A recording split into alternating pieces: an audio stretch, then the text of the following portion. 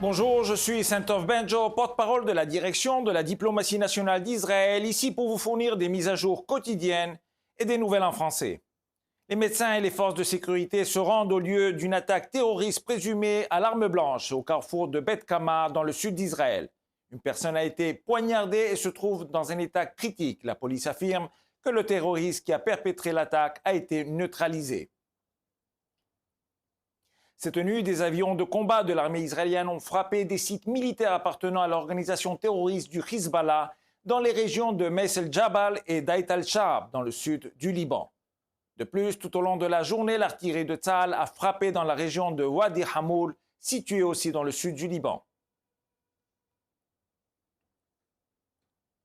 Tzahal a communiqué ce mercredi que ses forces d'élite ont éliminé une centaine de terroristes dans le quartier Hamad de Khan Younes.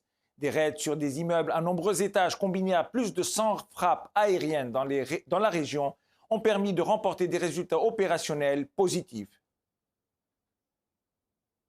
Ce mercredi, suite à des renseignements de Tzahal et du Shin Bet, un avion a précisément ciblé et éliminé un terroriste de l'unité d'opération du Hamas dans la région de Rafah, Mohammad Abu Hasna. Abu Hasna était un agent militaire du Hamas. Il est également impliqué dans la prise de contrôle de l'aide humanitaire et sa distribution aux terroristes du Hamas. En outre, Hasna coordonnait les activités de diverses unités du Hamas, communiquait avec les agents du Hamas sur le terrain et les activait. Hasna était également responsable d'une salle d'opération de renseignement qui fournissait au Hamas des informations sur les positions des forces de défense israéliennes. Son ciblage précis a considérablement endommagé les capacités opérationnelles de diverses unités du Hamas à Rafah. Le porte-parole de l'armée, Daniel Hagari, a déclaré que Tzahal avait l'intention de diriger les Palestiniens bloqués à Rafah vers des îlots humanitaires, vers le centre de la Franche, avant de lancer l'opération terrestre prévue. Le ministre de la Défense, Yoav Gallant, a affirmé mercredi qu'Israël s'engageait.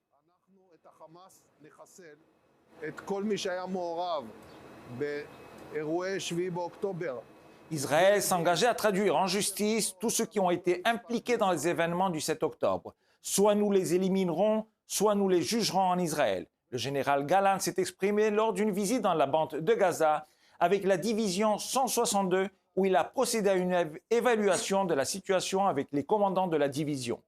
Le général Gallant a aussi affirmé: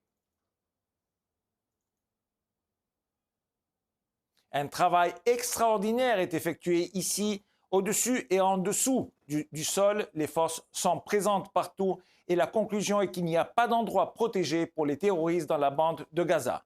Même ceux qui pensent que nous traînons les pieds verront bientôt que nous irons partout.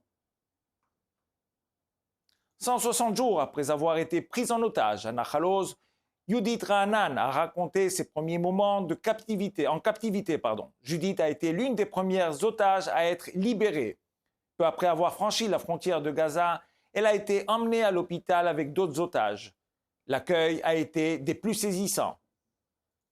All the nurses were standing there and going like this. They were all so happy. Toutes les infirmières applaudissaient. Elles étaient toutes si heureuses qu'ils soient revenus avec des proies juives.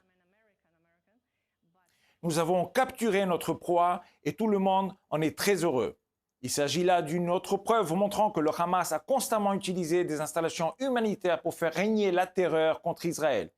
Les hôpitaux ont été transformés en des cages pour les otages, le personnel médical se réjouissant de la vue d'otages israéliens terrifiés.